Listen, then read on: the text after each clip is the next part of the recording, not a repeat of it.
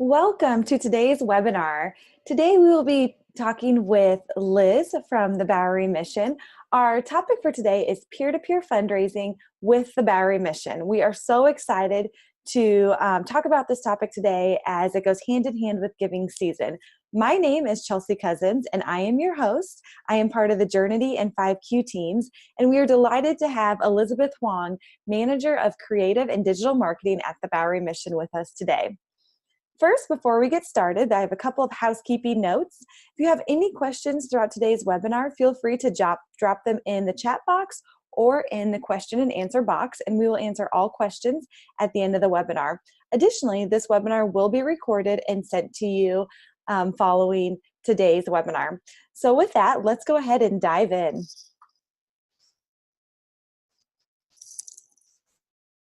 Our goal for today is to help you feel inspired when it comes to peer-to-peer fundraising this giving season. We want to give you practical tips that you can implement and that you can encourage your team with, and that you can put to action here today or next week or later on this month to help increase and boost the donations that you receive during year-end giving. We'll be going over these 7 topics. We'll give a quick overview of peer-to-peer fundraising. We'll talk about the impact it has for nonprofits and how it's changed over the years. And then we'll jump into a conversation with Liz. And Liz is going to share with us all the details of how the Bowery Mission successfully encourages and inspires their supporters to become ambassadors of their cause and raise money for their organization. So to get started, what is peer-to-peer fundraising? Peer-to-peer fundraising is a multi-tiered approach to crowdfunding. Individuals personally fundraise for your cause's behalf. As you can see on the image on the left, crowdfunding is when donors donate towards your organization. And peer-to-peer fundraising is when those donors encourage their friends and family or people in their network to donate towards causes they are already donating to or stand behind. This can feed revenue back to your organization as a whole or to a campaign that you're running. Individuals share his or her page with family, friends, and community members for donations, hence peer-to-peer. The picture on the right really just supports the idea of sharing with their network. So me as an individual, if I am really, really passionate about a certain cause, then I would take that and I could share my passion for that cause with my network of friends and families and coworkers and community members and encourage them to give to the cause that I care about. So peer-to-peer fundraising is all about empowering your donors to raise money on your behalf. We live in a peer-to-peer world. We spread ideas with our friends through Facebook and other social sites. Peer-to-peer fundraising is giving organizations like the Bowery Mission and other nonprofits unmatched potential to harness a sense of community and empower today's donor. Peer-to-peer technology can be used to help transform engaged supporters to active ambassadors. I love this slide because on the left, the image just describes a traditional fundraising model. Organization reaches out to donor, donor gives back to organization. But on the right, you can see how diverse the peer-to-peer fundraising model is. An organization has a fundraiser, and then that fundraiser reaches out to several other people within their network, which in turn choose to donate back to the organization that they care about. Now take the image on your right and think about that if you had several fundraisers. So as an organization, if I empower and enable my fundraisers to go out and reach to their network, there's really an unmatched potential of how we can increase our revenue during giving season and year end, but also how we can just increase our brand awareness and our cause awareness to more people by empowering our fundraisers and our current donors to go out and spread the message with their network. So it comes down to multiplying your reach. Peer-to-peer fundraising enables you to raise more money from more supporters because it relies on your supporters' individual networks. Therefore, you're able to expand your reach. And this takes place in a couple different ways. By engaging and activating your fundraisers. Fundraisers also have a personal buy-in One of the pro tips that we've learned working with nonprofits is to increase your overall chances of success. First, appeal to your core group of supporters. And then once you appeal to those, maybe these are your monthly donors or the people who are volunteering for your cause, who are really, really passionate about what you do and stand behind you. And then once you create that initial momentum and empower them to go out and reach their networks, you build social proof for your campaign or for your cause. Secondly, when they have a personal buy-in, it's a great time to inspire people to fundraise during a life event. For example, a birthday or a graduation, or possibly a survivor of something, a survivor of breast cancer may want to, in turn, go out and promote and fundraise money for breast cancer research. As well as the recent election, there's a lot of fundraising that picked up after the election a couple years ago, or the loss of a loved one could inspire a family to raise money for a cause that helped them get through that tragic time. Donors are willing to share your message, mission, and cause when they have a personal buy-in. And so it really all comes back down to the donor relationship. How are you stewarding that donor relationship? And in what ways can you continue to strengthen the relationship in order to help expand your mission? It also increases trust between your organization and potential supporters when they hear it from someone who is already giving to your organization.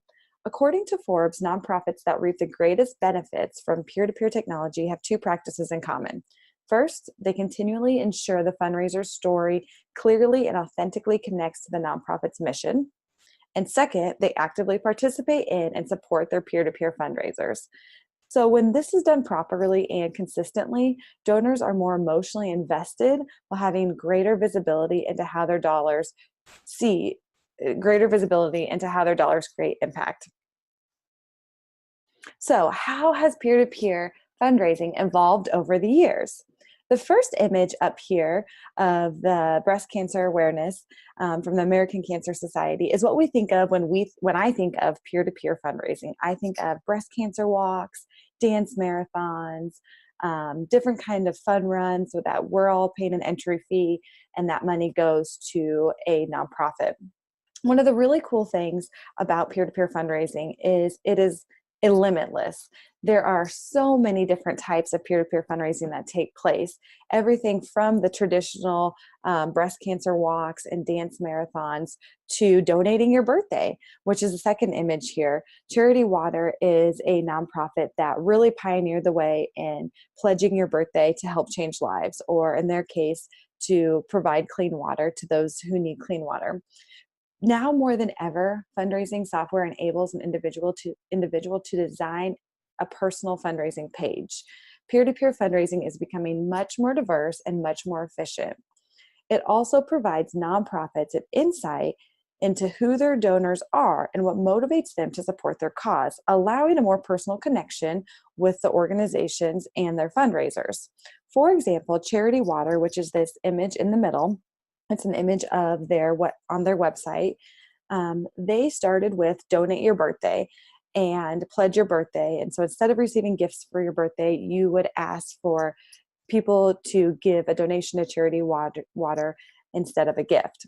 Right now, if you click over to their website, you can see that they're running a campaign. You can blank for clean water, and it changes in and out. You can swim the San Francisco Bay for clean water. You can shave your head for clean water. You can grow a mustache. You can donate spare change, teach yoga, host a garage sale, all for clean water.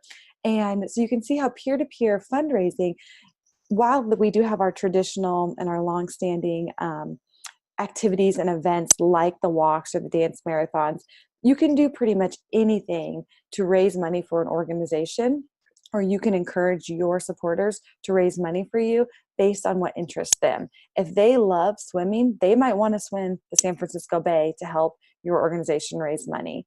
And in raising that money, they're also raising awareness for your organization and what your mission is and what you're set out to achieve. In order to engage Generation Z, in a way that resonates and spurs them to fundraise on your behalf, you need to deliver an incredible user experience. It's their technology savvy that enables them to mobilize their personal networks. So as I mentioned how technology has definitely changed the personal or the peer-to-peer fundraising landscape, we moved down to the Bowery Mission here, and that's what this last image down here in the right bottom corner is on the slide. They use technology to not only engage Generation Z, but to engage all of their supporters. They provide an incredible user experience by using Classy, which is a peer-to-peer hosting platform, to provide this experience for fundraisers. So you can go online right now to the Bowery Mission and set up your own campaign to raise money on their behalf. It's really, really cool how technology has helped change the way we communicate and change the way that we encourage our donors to participate in our mission. Integrating philanthropy into public social profiles is an increasing trend that we see on multiple social networks, not just on our own personal websites as nonprofits, but also on Facebook, on Instagram, on LinkedIn. There's a lot of different ways that philanthropy is showing up on these social sites. And so with that, let's jump into our conversation with Liz from the Bowery Mission. The Bowery Mission began around the 1870s. So since the 1870s, the Bowery Mission has met short-term emergency needs of New Yorkers caught in the cycles of poverty, homelessness, and dependencies of many kinds with compassionate care services that include warm food, safe shelter, clothing, and medical care. The Bowery Mission is one of the oldest rescue missions in the United States. And the Bowery Mission knows that a simple act of kindness can be the first step toward a transformed life through their residential and community programs. They meet each need with the practical expressions of God's love, no questions asked, and free of charge. I have had the pleasure of working with the Bowery Mission through my role here at 5Q and Journey, and it has just been such an honor. I have loved learning about them. I have loved reading the stories of the people and the lives that they're impacting. And I encourage you to jump over to their website and check out what they're up to during the holiday season. Let's jump into our first question for Liz. Liz, welcome. Thank you so much for joining us today. And our first question for you is, how does peer-to-peer fundraising fit into your overall donation strategy? Thanks, Chelsea. I really appreciate this opportunity to share. Well, peer-to-peer fundraising at the Bowery Mission has been a growing element of our overall donation strategy. It has been a tactic spearheaded by our marketing team, specifically under digital marketing. And about 4 years ago, our goal was primarily to bring in fundraisers for our biggest holiday feast, Thanksgiving. But we saw the potential to exponentially grow our donor database and revenue by leveraging our existing supporters. Nowadays, Thanksgiving is actually still a core part of our peer-to-peer strategy, along with 3 other major components that you see here. We also established an evergreen campaign so that individuals can fundraise for whatever is significant to them, as Chelsea mentioned before, whether they want to fundraise for our meals program, shelter, residential programs, etc. All of it is organic and all-purpose for the fundraiser. We often see pages created to mark a group's annual volunteer event with us, or for a birthday or other milestone. Similarly, our corporate and community partners use this multi-purpose campaign for their own initiatives, whether they want to boost their corporate social responsibility or rally their employees behind a service event. And finally, our participation in the New York City Marathon as a charity partner has become a large component of our peer-to-peer fundraising. We recruit runners who want to run in the marathon, and in exchange for a marathon spot or bid, they are required to be brand ambassadors for us and fundraise a minimum amount from their network. That is really cool. Thank you so much for sharing, Liz.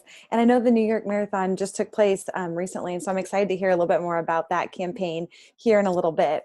Our next question for you is, how does the Bowery Mission promote peer-to-peer fundraising opportunities to your audience? Well, to promote peer-to-peer at the Bowery Mission, we primarily focus on our website, our social media, and one-on-one relationships with high-level donors and partners.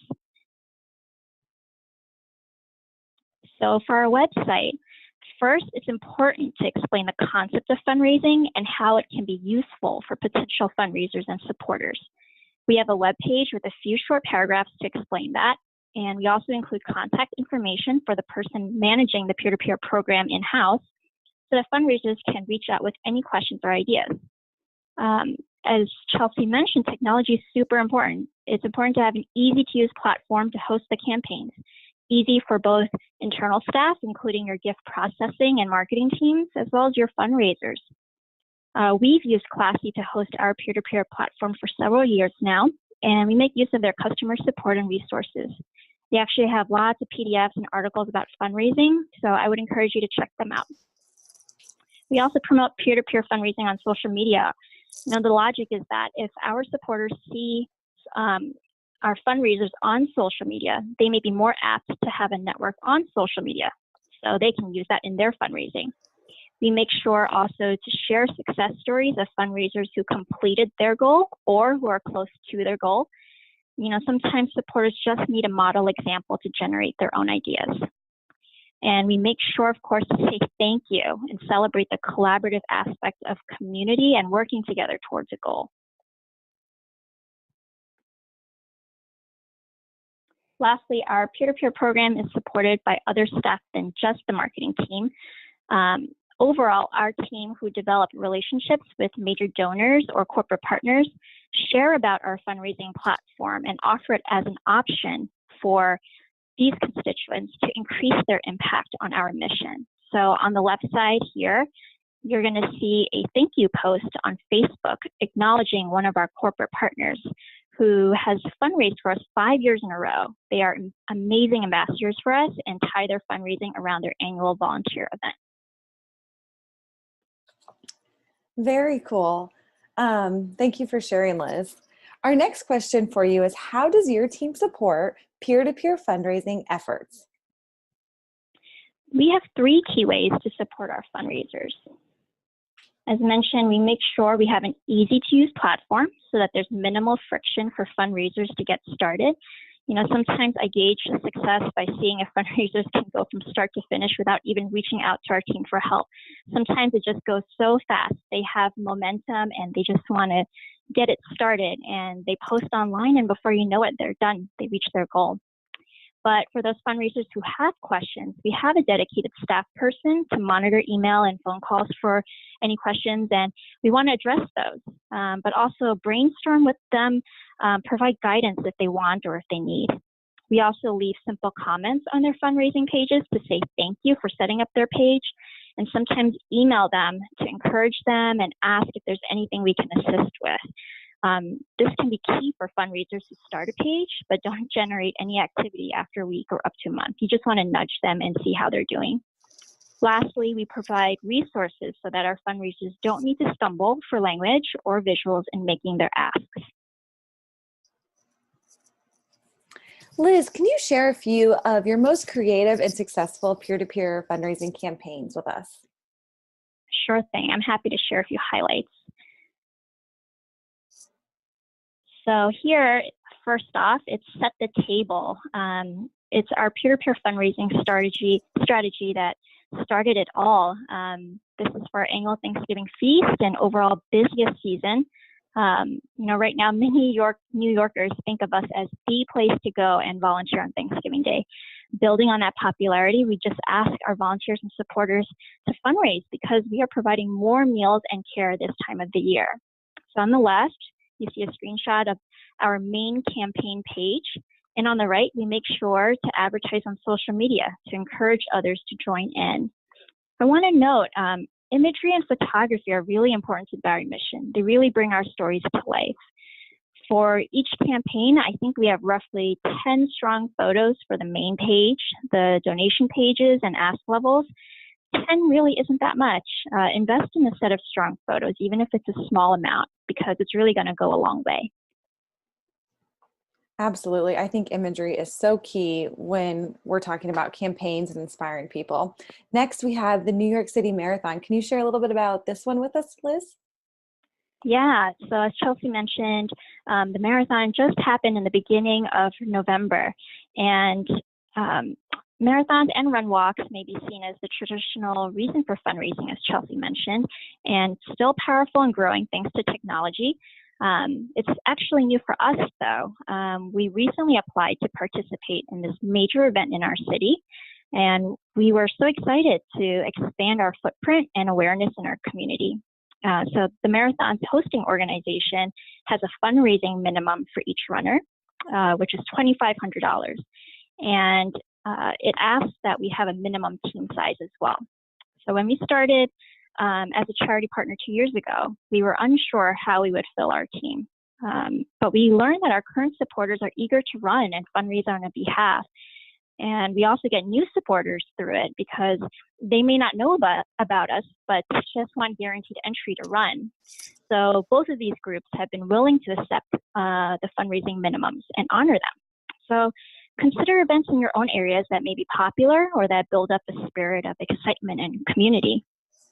We also learned through the marathon that we have the opportunity to encourage matching gifts by employers, even through these peer-to-peer campaigns. It happened with us that some donors said, hey, my company can match my gift. And we learned, we try now to include this mention on confirmation pages and emails.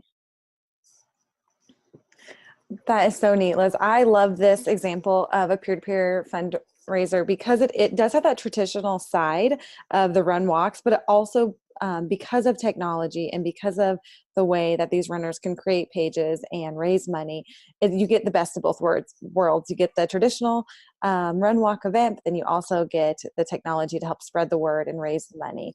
And as a runner myself, I just think when you can run for reasons other than for yourself, it is encouraging and it's definitely motivating. So with that, can you share with us this final campaign example? Key place for me. Of course.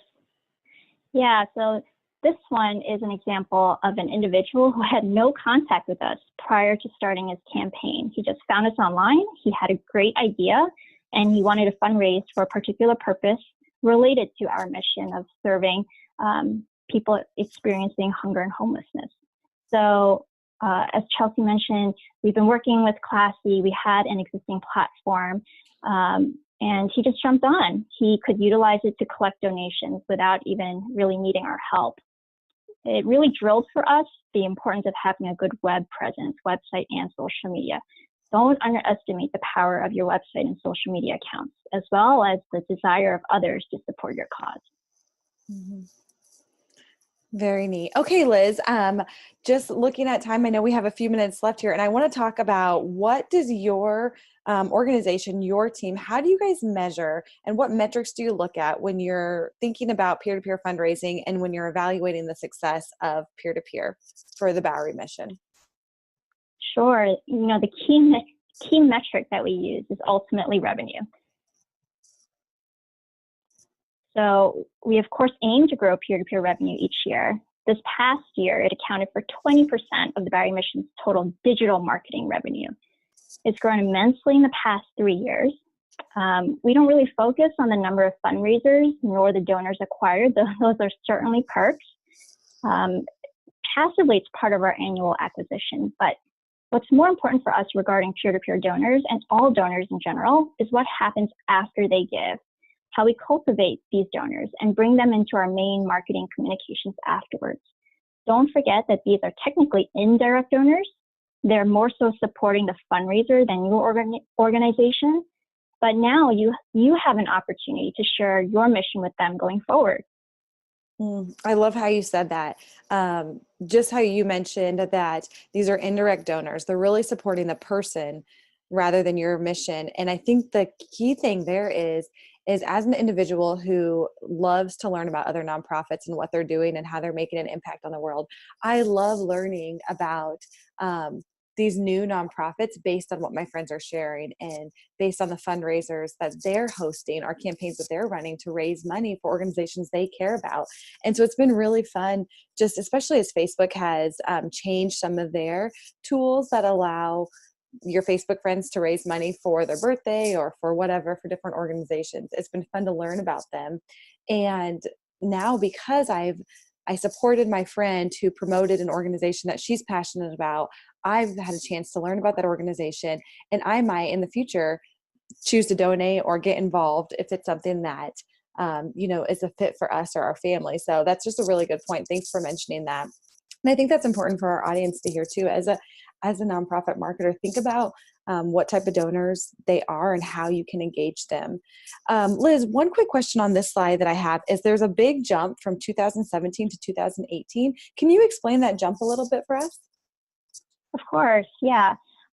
So it was really just responding to learnings. I mentioned how 2 years ago we got involved with the marathon, and we also learned more as an overall development team how to take advantage of this platform, and that's reflected in the numbers here. 2017 we started as a charity partner for the New York City Marathon, and it was just a great opportunity, a successful one. So thankfully we get to reap the rewards now. Mm-hmm.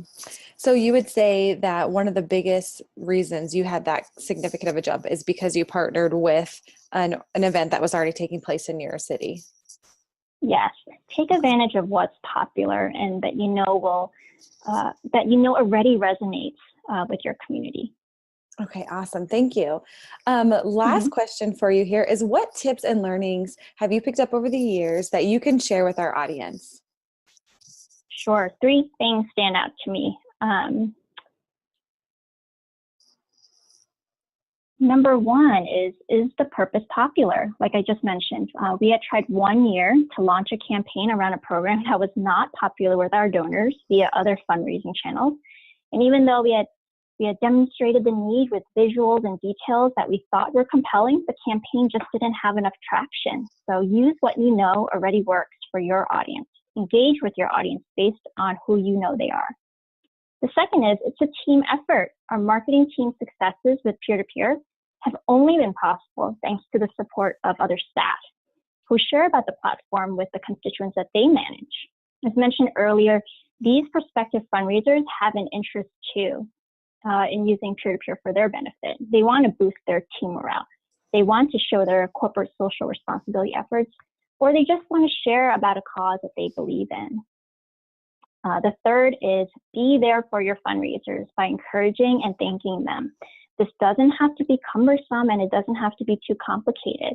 I want to encourage you. Some of the best moments for me in my role at the Bowery Mission revolve around peer-to-peer fundraising. I get so inspired when constituents ask if they could dedicate special moments or events to help fundraise. For example, in memory of a loved one's passing, or donations in lieu of wedding gifts because they care about our mission, etc. And afterwards, the excitement and gratitude our fundraisers experience because they surpass their goal. All of this is so special. So I just want to leave you with this concept.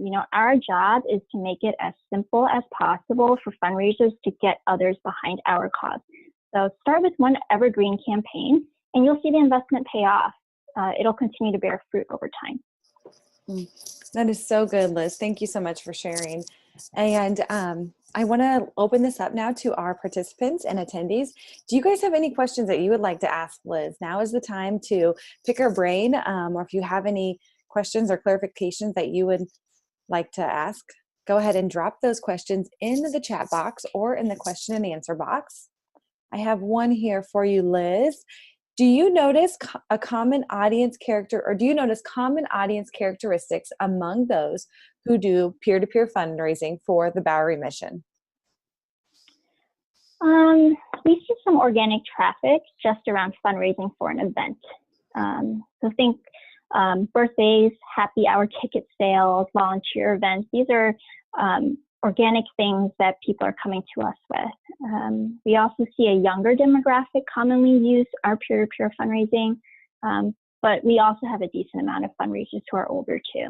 Mm-hmm. Okay, and I think it goes back to that simplicity, like what you said, because you guys have created a very simple process, both young and old and different types of demographic can quickly and easily access your website and the tools and be empowered to go off and start their fundraiser. We have another question here from Laura. How do you decide what social media sites to use? I notice younger people are moving away from the larger social media sites that were popular with millennials to smaller, newer platforms.